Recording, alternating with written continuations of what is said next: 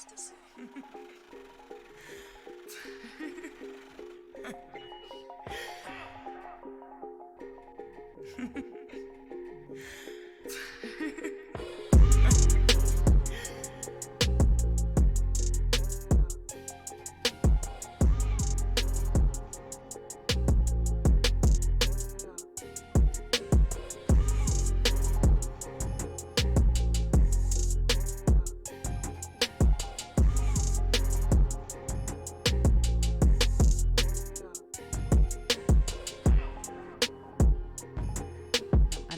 Oh, now I hear. See, that's yep, just kicked in.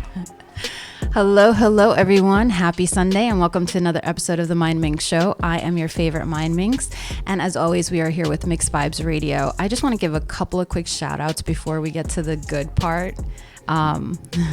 So I just want to shout out Castro Beats for this amazing original beat for the Mindminx Show, and of course to our official sponsor Absalom, located at 223 DeGraw Avenue in Teaneck, New Jersey.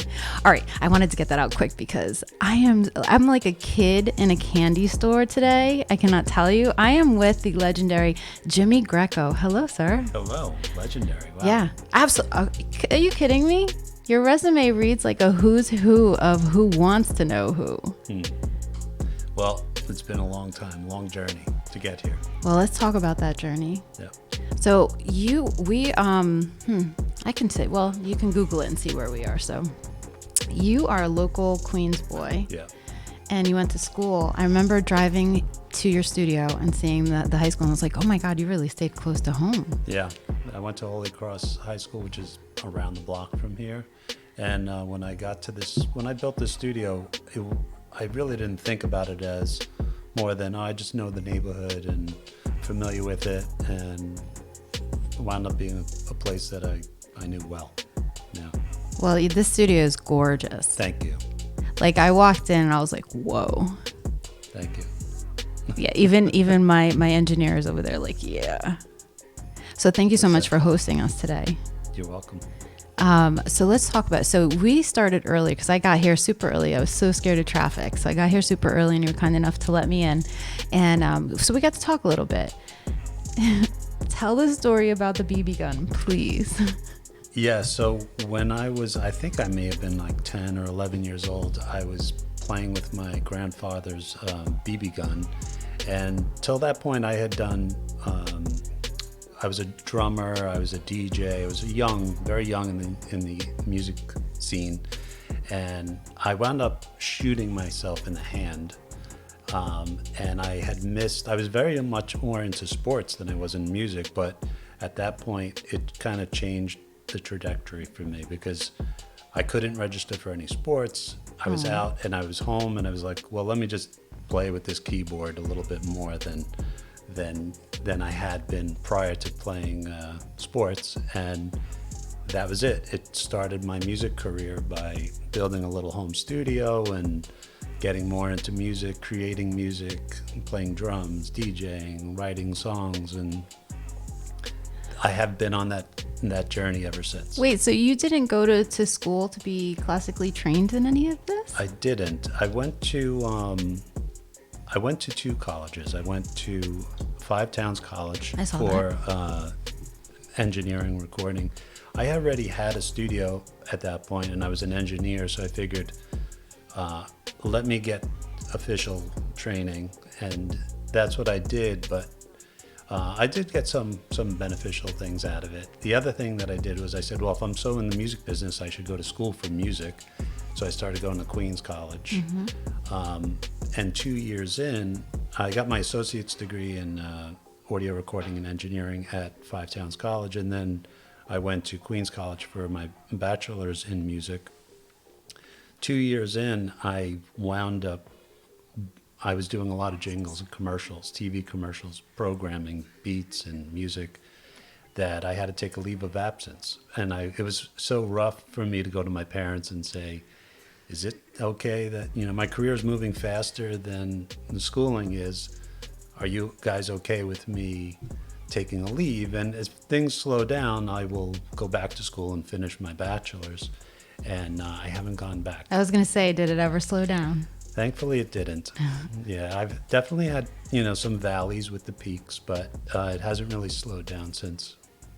That's amazing. Yeah. So what would be your very first, aha, this is what I'm supposed to be doing? What song would you say is your aha song? I can't really associate it with a song. I just remember being 8 years old and saying, I want to be in the music business. Wow. Yeah, I didn't really even understand what that was.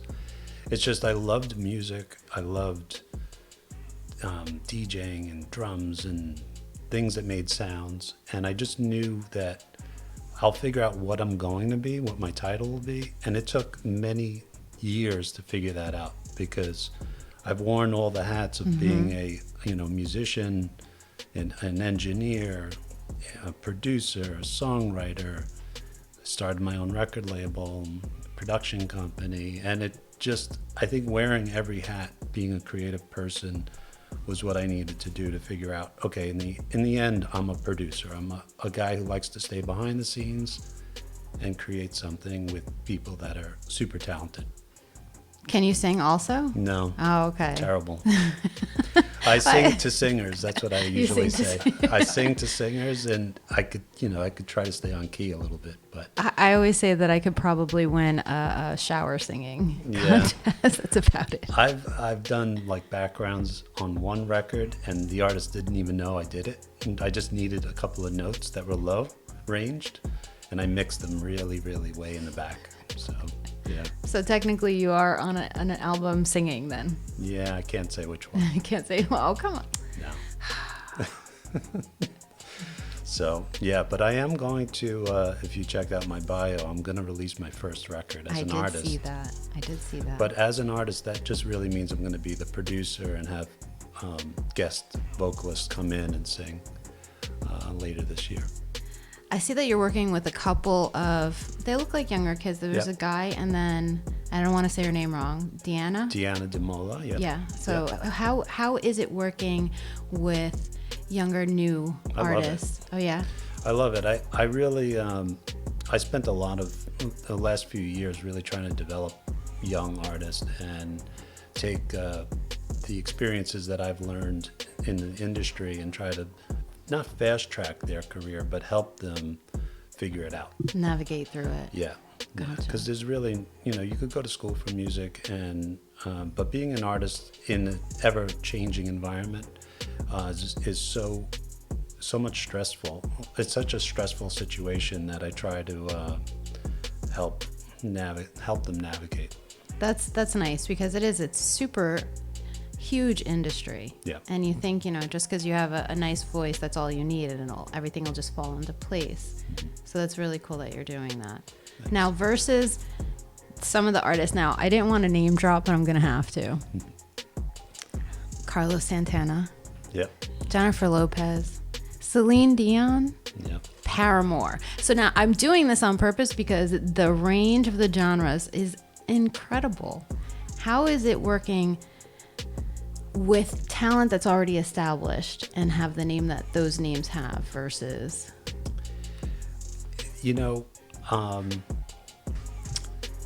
It's really, I've been really fortunate to, let me just put it that way, because even though it's a wide range, everyone is, for the most part, down to earth. I feel like when you're doing something creative, people are most vulnerable in themselves when you're in a creative, safe space like a studio. So I've only had great experiences. That's awesome. Yeah. That's nice to hear, because, sometimes you hear about divas, especially, I'm a Jersey girl, so I like when I see somebody from Jersey who's made it. So Leah Michelle is like a big one, from Glee. Mm-hmm. And I was so upset to hear that she's like such a mean person to everybody. And I was like, see, that upsets me. Maybe I've just been lucky. Yeah. I haven't had really anyone be mean. No.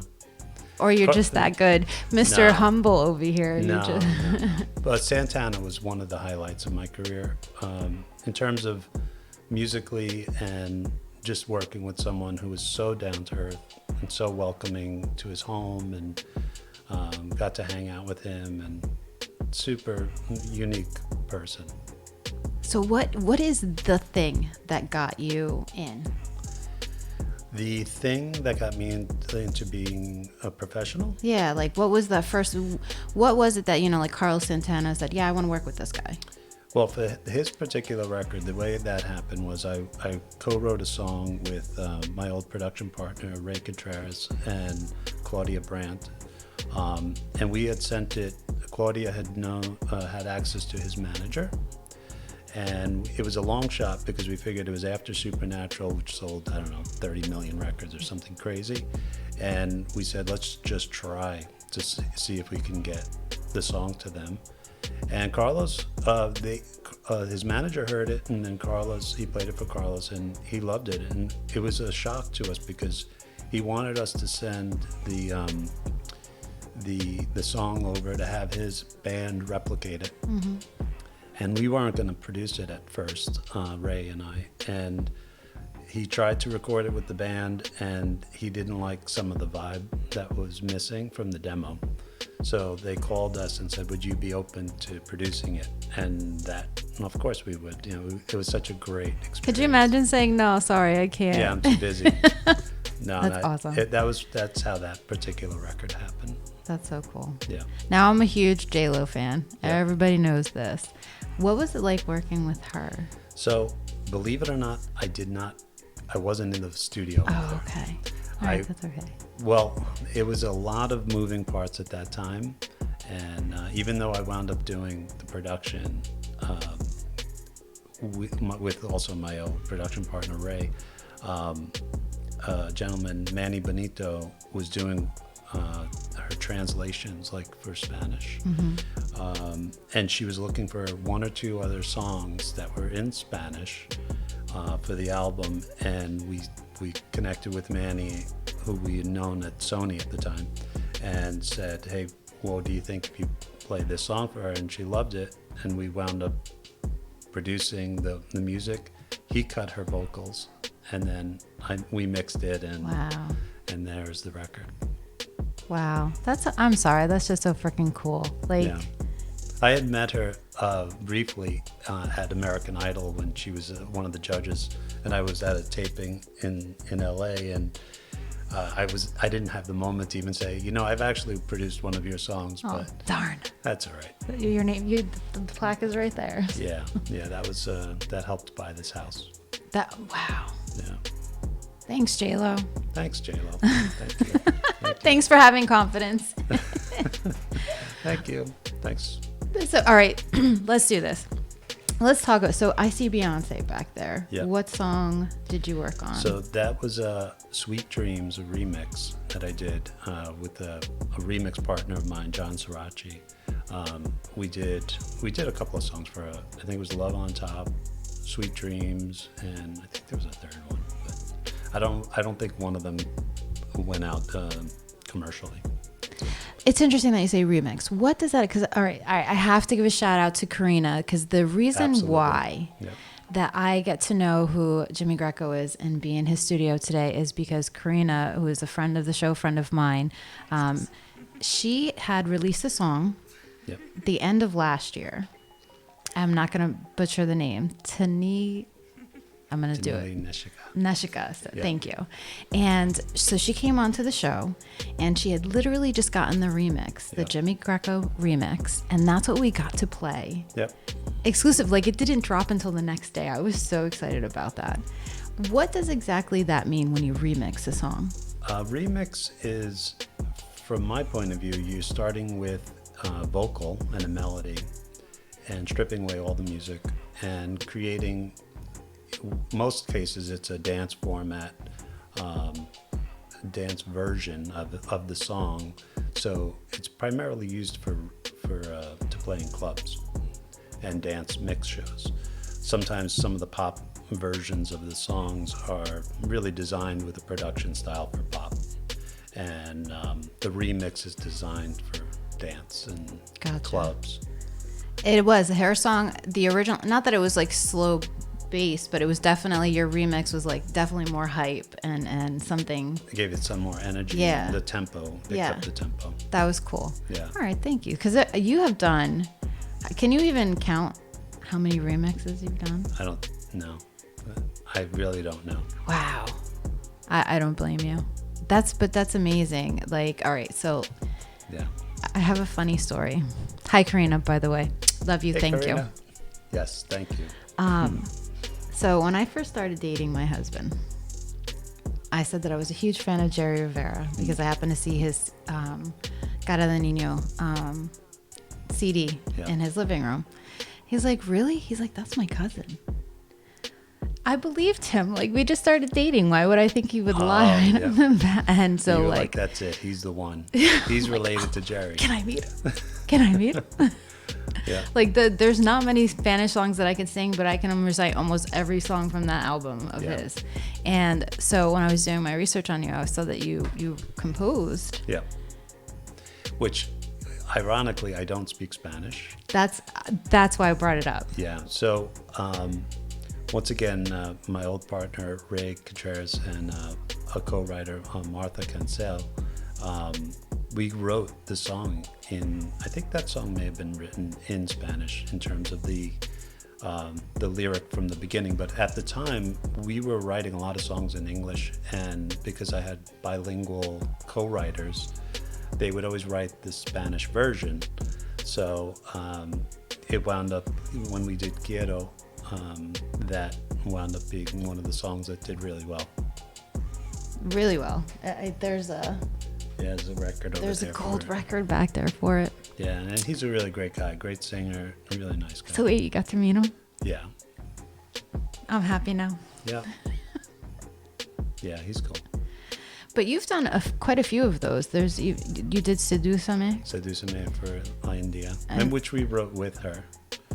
We did that in Spanish and English at the same time. Oh, okay. So there was Seduce Me, which I don't think, it didn't do as well as Sedúzame did, but and if you look up that record, that's like another example of remixes, because there's the ballad version, there's the tropical salsa version, and then there's the dance remix.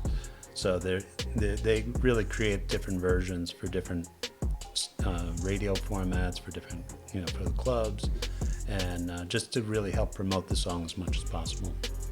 That's cool. So is it the same artist that sings the English and Spanish? Yes. Like 100% of the time? Usually they're bilingual, yeah. Oh, okay. Yeah. That's so cool to me. Like, I think that is intriguing that you could write it in English and be able to, because when you're writing a song in English, it's still a full song, like you said. Yeah. So to translate that into Spanish and still have that same vibe, that's so much talent to me. It is. That's something that I have to give major props to Ray Contreras, because he's a master at really taking the sentiment. It's usually not a direct translation. It's an adaptation. So some of the times I'll hear songs that I've worked on that are in Spanish, and I like the Spanish better. It's an odd thing, because even though I don't understand the language, I understand I work with a lot of the feel and the emotion that goes into it, and yeah, it's a different approach. I've produced vocalists, and I've tried to correct them on their diction when they weren't pronouncing certain Spanish words, and I didn't even know what I was saying. But I know that when it comes to recording Spanish music, you try to have it be less slang and less New York influenced, and try to have it proper. But again, I have to give credit to Ray, who's a master at that. He could really he'll work with the vocalist. That's amazing. And you also got to work very closely with Frankie Negron. Frankie Negron, yeah, great friend, and yeah, his actually one of the first records that I had recorded, or not recorded, released as a songwriter, was Enamorado de Ti, which was also co-written with Martha and Ray, and that was the first kind of big song. And it's ironic that not only that was my first song, but years later I met Frankie and we became friends. And I said, wow, that was like my first cut. Thank you for that. And that was still pretty early on in his career. And we've stayed creative. I produced records for him, and I managed him for a while. Oh, wow. I produced an album on my own label years back in 2009. And till this day, yeah, we're actually releasing something next month. Can't tell you what it is yet. I'm sorry, we haven't. I tried. But it's you'll hear about it in the next 2 weeks. That's awesome. So that I noticed, you aren't just doing the behind the scenes as far as engineering or composing. You videoed that music video. Yeah, I shot the music video. So let's talk about how that transition, how Mr. Greco went from amazing engineer, composer, musician, producer to now, which was an amazing video. You guys got to check out his website, and you do a before, like the practice, and then the actual. And I was like, this is so fucking cool. Sorry, I would curse. I'm a cursor. That's so. Okay. The getting into photography and videography that was really a hobby for me early on, whereas music is usually people's hobby. Because that was my career, I needed another hobby, and I love the visual component. So I had worked on being a photographer and early stage videographer years ago, mostly with, like I had said earlier, working with young unknown artists. I said, well, you need photos, you need a video, you need stuff, and if I'm going to help guide you, let me do it. And I started slowly working with artists doing photos, which evolved into videos, and it's kind of snowballed now I'm doing so much video work that's even outside of the music business. I'm doing all kinds of stuff, like commercial stuff, and but I love, as long as it's creative, I'm in. That's usually my MO. I love that, because there's, sometimes people think, they're good at this, that, or the other thing, and it's because they went to school, so they know the pragmatics of it. You know what I'm saying? Yeah. But to have that creativeness to actually create something, I think that's beautiful. Like, even with TV, right now we're on American Horror Story. Okay. To me, that is just like, those actors can act, because they do not seen it. Never. No. I would try it. Yeah. Just at least 2 or 3, but like scatter them. No 2 stories are the same, so you don't have to worry about it being consecutive. But these are all the same actors, so like 90% of the actors from the first season are the same actors in the last season. And they play different storylines. Completely different storyline, completely different characters. So to me, that's not, everybody can memorize a line and then repeat it in front of a camera, but I believe that this is, her character. I believe this is the guy, this is Dandy. Like, I remember his name from like 3 seasons ago. Yeah. And How many are they up to? I just finished season 10. Wow. Yeah, I think I got to get on that. They are good. What do you like? I'm over here ignoring you today. I'm sorry, I'm completely enthralled in this conversation. I didn't want to wire Mike up. You didn't want like a tourist sightseeing. You're sightseeing today? Mike is behind the scenes. Yeah. We need a third camera. Come on. Yeah. Well, I tried. Well, no, he says I always have him on punishment, though, that he's not allowed to talk. You guys will get to see Mike soon. You're going to have a quick little, here I am. Oh, he has to turn off the camera. He's like the sidekick. You have to talk to him and switch to your camera quick. He is literally, him and my husband are the comic relief, because they harass the crap out of me on a daily basis. To the point that she kicks us underneath the table at times. I made them, all right, so in the studio, the mics would be hanging above us, right? And I can't see my guest. So it would be literally me here, my guest there, and my husband would sit right here. And he had the mic down, and I was like, can you I can't see my guest. And he's like, oh, we're punished now. We can't talk anymore. Yeah. Well, this solved the problem here. Yeah, for now. Yeah. This is so we're definitely all right. So again, we are at the studio of Jimmy Greco. Don't forget to like, share, and follow. And if you aren't already following Mr. Greco's Instagram, how can we find you on social media? I already know, because I've followed you everywhere. Jimmy Greco, JIMMYGRECO. Yeah, just if you search that, I think you could find me. Or go to my website, jimmygreco.com. And everything. There's a lot of the links there. And you're on Facebook. I sent you a friend request on Facebook, just so you know. You did? Yeah. I don't go on Facebook that often. That me either, but that's where a lot of this information came from, by the way. Did it? Yeah, so that's my how whole I. history Yeah, is that's how online? I know where you went to high school. I'm Yeah. a stalker. I'm not really. I'm just kidding. That's funny. But you have to do your research. Yeah. Yeah. You also are delving into your own like podcast show as well. Well, I'm gearing up to do a masterclass. Oh. So all the stuff that I've learned through the years, I feel like I'm at a point now, especially because of the amount of video work and photo stuff that I've been doing, that I can document it and really help the next generation of artists, both on the music side of the scene and the business side. So I really think there's always a missing gap when I've seen master classes that don't really give you okay, so this is the creative, which is everyone loves. Everyone loves to do creative stuff. The minute people want to understand the business, there's always pushback. I've noticed that a lot, from myself included. So I've designed the class to do to really work hand in hand to explain why the business is there, and ultimately everyone wants to get paid doing music. So I'm trying to organize the class in a way that is not going to be boring and is going to bring all the years of the stuff I've done into one program. So How many years? so I'm 50 now. Oh, he said it. Usually everybody doesn't want to talk about it. Yeah, no. But doesn't he look great? Thanks. I just turned 30. You shut up. You're so full of it. You look great for 30, Mike. 30 plus. What's yeah. the anniversary of your 30th? Last year? You're so stupid.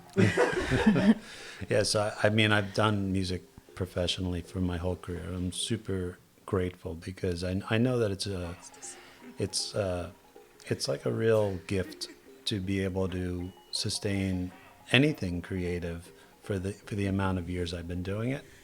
And I think professionally, I was a DJ at, I don't know, 12 years old or Wow, something. that's crazy. I got my first gig, got paid $50 Really? to DJ a party.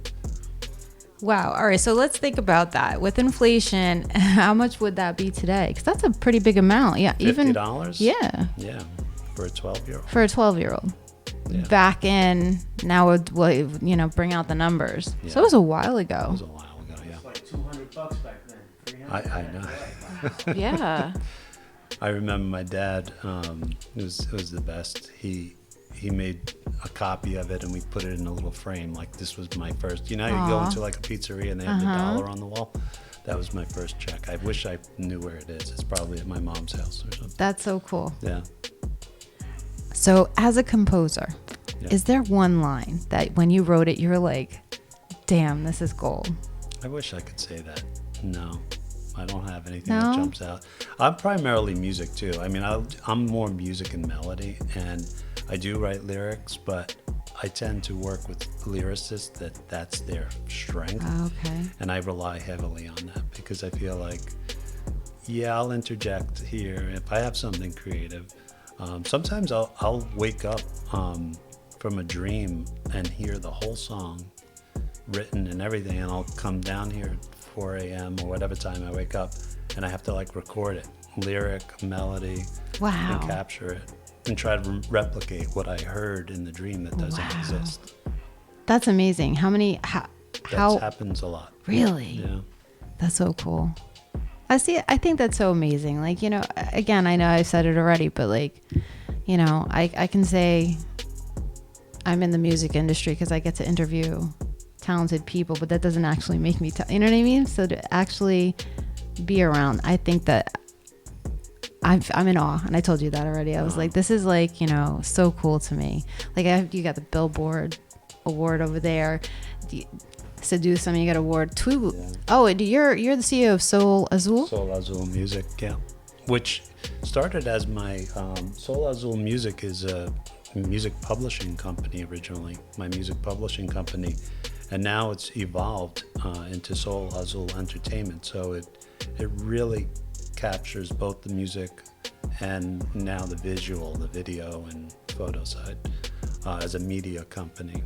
That's so cool. Yeah. Like, how did, like, I don't know. There's just something we need to, like, what's it called? Like when the doctors have to like make a guinea pig out of you. Figure out what about your brain makes you so freaking talented. That's so cool. Like, all right, so what else we got? See, we got J-Lo back there. We got a few of them. Who else is back there? Miley, Paramore. Yeah, so Paramore, that also is a remix. That happened as a result of doing like Beyonce and a few others. My old partner and I were doing so many remixes at the time that it just wound up becoming, hey, you guys want to do this, these records? And we're like, sure. I love working with them. I think Paramore is awesome. I miss them as a group, but super talented. And I love all genres of music. I don't really have a obviously favorite. Yeah. I love that there is such an array. Like there's not, you know, like this is like a Spotify playlist. You know what I'm saying? Like it's everywhere. A lot of times people say, what's your favorite song or your favorite artist? I don't really have one. I listen to music very differently when I'm done working on a song. I actually usually never listen to it again. Really? Yeah, I'm on to the next one. When I'm not doing music, I tend to listen to everything from doo-wop 50s to, it depends on the mood I'm in. It's kind of like when you're cleaning, like what you want to listen to. I can listen to the widest range of music. I think every genre. I know the least about is probably country, but I enjoy That's what I was it. going to bring up. But you still work with Miley Cyrus, Yeah. so Yeah, so I enjoy every genre. She's really more pop now anyway. I love country, and I got to get more into it. I got to get more into expanding the boundaries of. I have some questions for you. That's it. Let's go. All right. I have to hold it up because I'm blind as a bat. All right. So where was it? You got to wait, where is it? The Thursday night football theme. Yeah. Well, how did that happen? I know. Is it the one that we still hear now? No. Okay. Unfortunately, they changed to Fox. So I did I composed the theme song for Thursday Night Football for NBC when it was on NBC. That happened through one of the guys, Bill Porcelli, who used to work with me, a great guy who basically told me, hey, someone at NBC had reached out to him, seeing if there were some producers and writers that can submit sports theme songs for the package. And I knew nothing about it. I know very little bit about football to begin with, but I enjoyed it, and I was like, I'm up for the challenge. Let me see if I could, create a couple of tracks. And like my inspiration came from like Rocky. It was like, let me listen to the Rocky theme song, because I remember it as a kid. Well, I the Tiger? Yeah, it was like one of those kind of songs. And I just felt like if I'm going to create something with energy for a sports team, it has to feel rhythmic, it has to feel like energetic.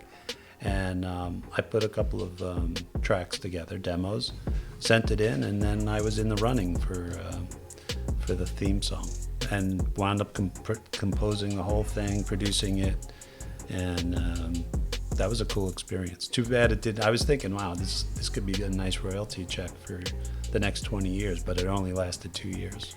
And that was actually, because some of the work that we see is like 2001, 2002. This was 2016. This was just like the other day. Yeah, that was relatively easy. Yeah, not easy. It was relatively recent. Yeah. All right, so what else? What else do we want to talk about? All right, so here, I can answer it for you because it says 100 million, over 100 million records sold. Yeah, that's, it's like a weird thing to say or think about, but the amount of records that I've worked on, spanning from Celine to J-Lo to, back in the day, like I had said earlier before we started on air, the music business was so different. So when I was part of the old music business where they were selling records, I'm fortunate enough to have been on some of the big selling records.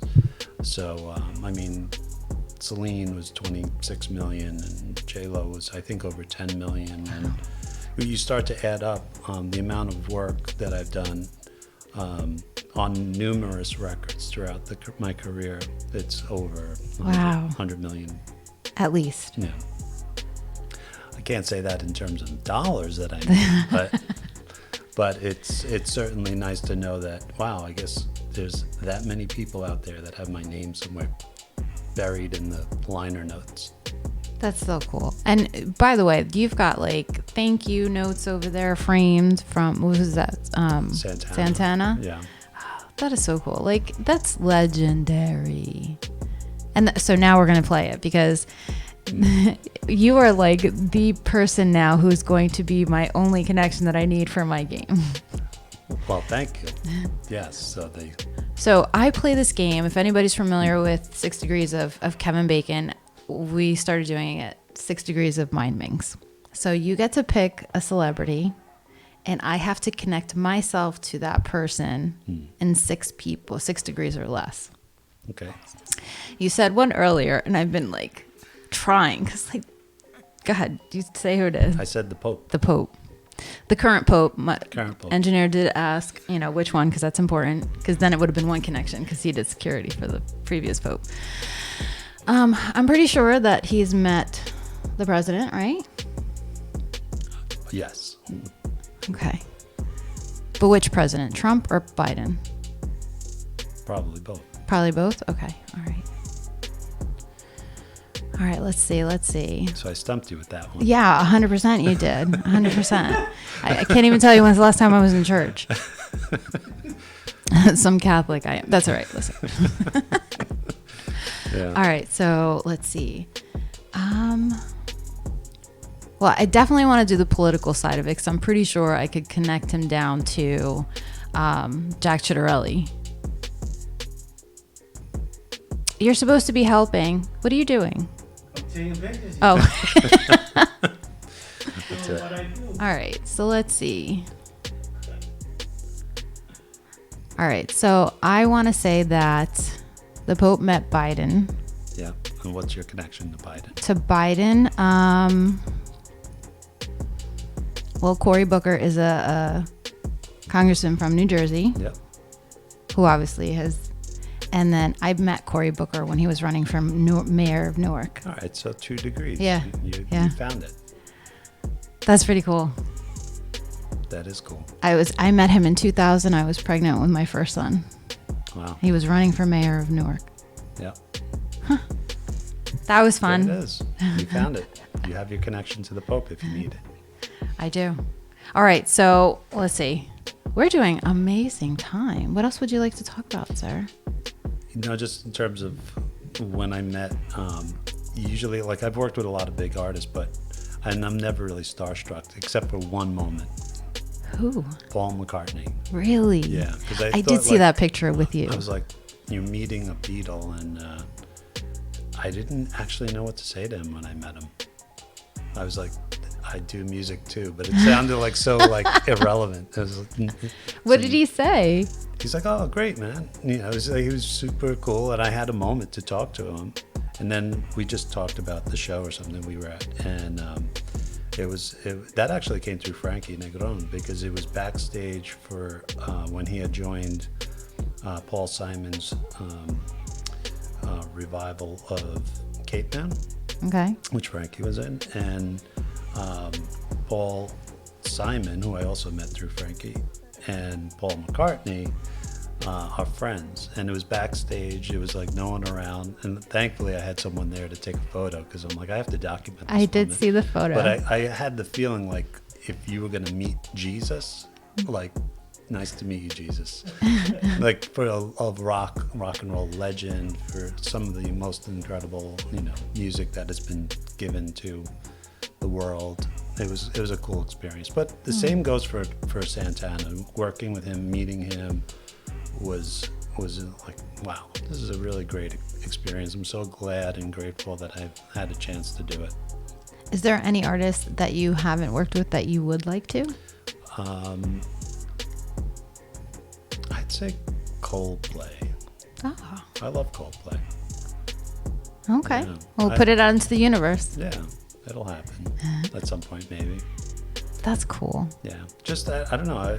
I'm always open to working with great artists that are down to earth, and that if I feel like I can help bring something to the table, then I'm down to do it. Well, you definitely do. You've proven that over and over again for a span of at least 30 years. So long time.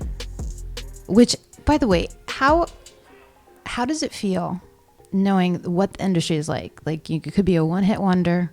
Yeah. A huge name today, tomorrow nobody would know who you are. How does it feel that you have gone through that all of that time, all, when music was still vinyl and transitioned to digital, and you're still not even just relevant but sought after? You have to reinvent yourself, and I think that's with any career. The more that you become, once you start to get comfortable and you start to feel like I got this, is usually when you're already set behind. So I try to be as innovative. I try to stay with the young folks to keep me aware and mindful of what's happening. Mm-hmm. And even really, I've had to. I think as you get older, you start to develop different habits in terms of what your tastes are. And musically, like, my taste has changed, but in some situations I've forced myself to listen to music that's really super current and really even that's like groundbreaking, or at the cusp of becoming something pop. Mm-hmm. Just to stay relevant. Just when I'm programming, when I'm making music, when I'm creating, I try to always reinvent myself, try to evolve with the times. You have to. I think that's what's one of the keys to how I've been able to do it for the amount of years I have, is just evolve. I love that. I agree with that 100%. But how do you listen to any of this music and literally say to the radio, what the hell am I listening to? Of course, like everyone else does. But I start to look at it as a manager or a record label, and I see the marketing aspect of it, the marketability of it. There's a song on the radio right now, and I'm not going to say what it is because that's not cool, but I'm like, really? This is what they're talking about? And it's not a rap, because like rap, is super weird these days, depending on, who the artist is. This is like a song. And I'm just like, really? That is the song? Like, I'll tell you off air because I'm not going to blast. Do you know, my first entrance as an artist in the music scene was in a rap group. Really? The DJ, you didn't find that in I did not. So I was a DJ for this group called Three Most Wanted. And I always say we were the three most unwanted because we didn't really have success. But it was my introduction. I was 16, signed to Fever Records. So you know Sal. Yeah, I know Sal, and I know a lot of the freestyle artists, and great artists. But I was the only hip hop group that Sal had signed, even though that Really? Sal had a lot of connections to the hip hop scene with his club. We were one of the young artists that he had signed. That was my real introduction as an artist, and I got to tour and go across the country and perform and DJ. So you've really done every aspect of the musical industry.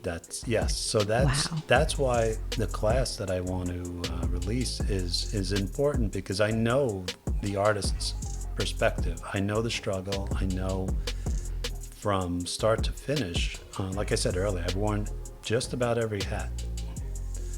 Other than playing live as a musician in a live band, I think that's the only thing I didn't really do. I've mostly done studio work. I've just about worn every hat. Wow. And that's the other thing, being a hip hop artist, or I was the white DJ before Eminem. It was a different scene. It was a great time doing hip hop. Wait, what was your DJ name? DVS. Devious. Oh. Devious was really like, wow, devious. And I'm not a devious person. I don't know. One of the rappers gave me the name. But DVS, and it was written DVS. So. Pretty cool. Yeah. Yeah. All right, so let's do some Fever Records shout outs. Do you know, are you still like in contact with them? Some. Yep. So I have a great story about DJ KYS, White Boy KYS. Okay, don't know him. All right, he's been with Sal for a very long time since we were young, but I met him the same night I met my husband. And they both gave them my phone number. Mm-hmm. My husband called before. He beat him. Burger, yes. So he did, but it was the funniest way how I found out that they knew each other. They know each other. They're friends. Mm. And I'm like, in a They city. were in the same environment when you met? Yeah, Yeah. but he was the DJ. Oh, okay. And my husband was just there with his friends. That's funny. And it's funny because as soon as he's like, I'm surprised you didn't figure out what my name was. Like I knew his DJ name. Mm-hmm. And I was like, why would if he's like, well, because Dennis kept saying it. I was like, Dennis? You know Dennis? Mm-hmm. He's like, yeah. I was like, do you know Vic? Mm-hmm. Vic Damone, of course I know. I was like, in a city of 2 million people, how do I meet two friends on the team? Yeah. The world is a small place. Super small. Yeah. But he was a good guy. He bowed out. He's like, I'm not treading on that. So Yeah, that's why you have to be good at everyone you meet. Because you never know who, not that you would be a bad person anyway, but it's a very, very small world. And especially in the music business, I feel like when people say, oh, do you know this one or that one? Yeah, I've either worked with them or know them because it's such a small industry. but it's definitely getting smaller. Not for nothing. I used to think that, well, I'm still going to be starstruck with whomever I get the honor of meeting. It's just not ever going to go away. It's not. But I used to think it was such a out of reach type of thing. And then just being able to meet people like yourself has shown me how superbly kind you guys are. Like he's literally letting us use his studio right now. You're always welcome. Thank you. Yeah. Oh, that's recorded forever, right? Yes, Okay. I know. You are welcome. Thank Comes you. back tomorrow. All right. As long as there's time available, you are available. Yes. Thank You're you. welcome. Now I'm gonna cry. All right, what else do we want to talk about? Let's see. We did I'm sorry, I have to That's do one okay. more thing. I Sure. told you what happened. So we'll do this. I used to like to do, and I always forget these things unless I write them down. Like, how was your week? So my week, and I'll start it off. My week was that I was at the supermarket parking lot, and I'm driving out, and I hear a loud bang on the side of my door. So I abruptly stop. I get out of the car, and I see a runaway cart had hit my car.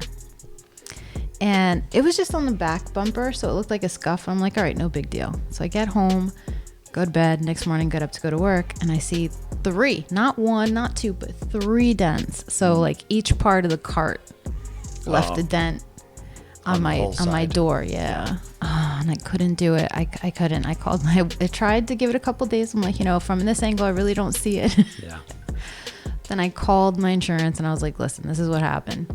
So they sent me to a local place called Caliber Collision in Cedar Grove, New Jersey. When I tell you, they were so great. I, initially went in. They gave me an original estimated date that they could start the work for August 31st. Wow. And I'm like, if anything, I don't care what it is, opens up, please call me. Mm-hmm. So they called me the next morning. And Wow. they're like, we might have something open for Monday. I was like, you got it. Yeah. I dropped my car off. I called on Wednesday. How's it going? So that was this week. Yeah. It was repaired. It was this, yeah. Wow. And then Friday, they said it would be ready Friday. So I called at 8 o'clock. They open at 8. It was like 7:59. I waited for it to turn 8 o'clock. So I called. They did not answer. So that's okay. So I went to work, and then I called at like 10:45.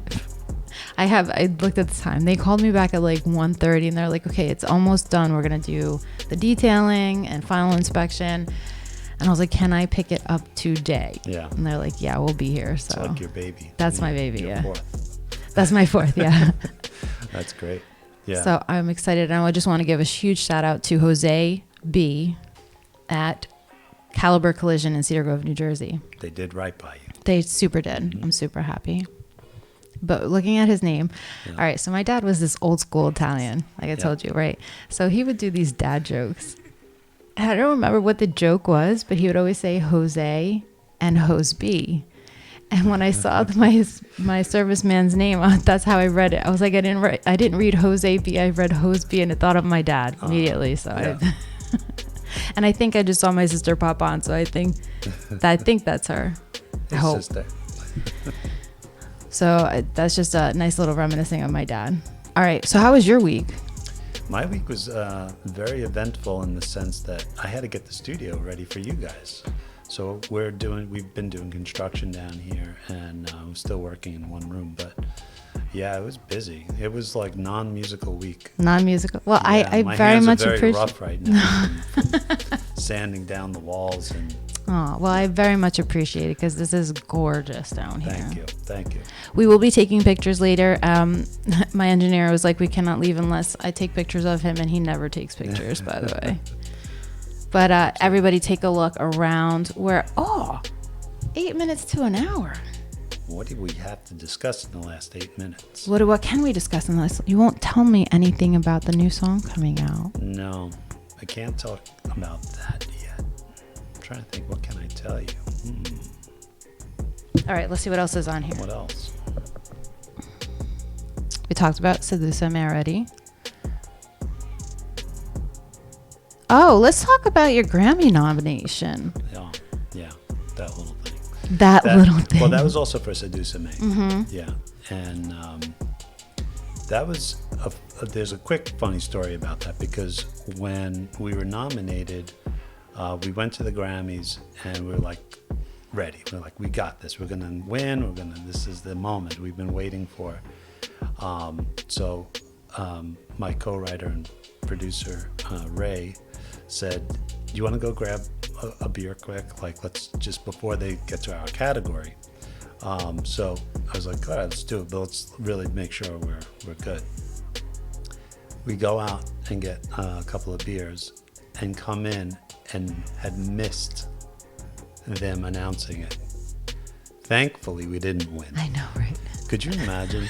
I could. The cameras are on your seats empty. But even the moment of like them announcing it would have been so Wait, cool. so they do pan on you when they say your name, though? I think they pan to 2 empty seats. I have no idea, but we gotta Google that. I now. know. That's one of the funny stories about it. So I think I'm due to get some of the new music that I've been working on into the next round of the Grammys. We'll see. That's exciting. Yeah, but that's a cool experience. Do you think that that's like a culmination of is that like the point where you're like, yes, and now I know? No. No? You know, sometimes people have asked me, like, when you have the hit song, how does it feel? How did you write that hit song? And I didn't do anything for the songs that I've had success with that I don't do for the songs that I don't have success with. It's a matter of always working, always staying, trying to do your best. That's really my motto, is if you can do your best, sometimes you get lucky, sometimes you don't. Sometimes it's, a company spending $1 million in promotion, and sometimes it's not. So I think as long as you continue to do your best, don't look at like what accolades you get. So what is nice about this wall behind us is it reminds me of that I've had successful moments in many days that I feel like I'm not successful. So the drive is always there, and I feel like for every young artist, every young creative person out there, you're gonna have a full mix of more frustrating moments than exciting moments. But as long as you keep waking up every day and you stay creative, to me, that's living a well-balanced, happy, successful life. I think that's a beautiful way That's to end how the I show. would close it. There's nothing else that I could possibly say except thank you so much. Thank you. For allowing us to be here.